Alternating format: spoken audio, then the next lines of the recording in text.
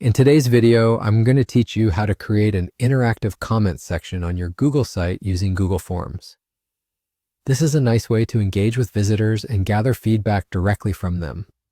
We'll walk through the process step by step, so whether you're new to Google Sites or just looking for some tips to enhance your site, this guide should be really helpful. So let's dive in. First, you want to open up your favorite web browser and navigate to Google Sites. If you're not familiar with it, Google Sites is a user-friendly platform where you can create a website without needing any coding skills. Once you're on the Google Sites homepage, you'll need to choose the specific site you're working on, or you can even start a new site if you haven't any yet. After selecting or creating your site, you'll be taken to the site editor. Now look at the right-hand side of the page in the site editor, and you will see a menu with several options, one of which is labeled Insert. Clicking this option will open up various tools and features you can use to customize your site. Scroll through these options until you spot Google Forms. Google Forms is a versatile tool for creating forms for surveys, feedback, quizzes, and more. In this instance, we'll use it to set up our comments section.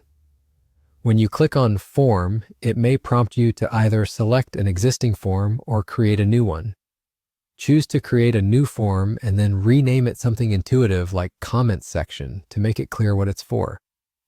This will help you organize your forms better, especially if you create multiple forms in the future. Inside the form editor, you're going to add the elements you think are necessary for your feedback section. Start by typing in questions that prompt your visitors to leave comments. For example, you might want to ask for a name, email, and the comment itself.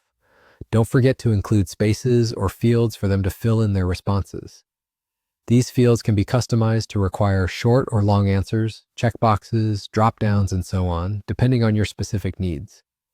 Once you're satisfied with the layout of your form, be sure to hit Save to ensure all your changes are secured.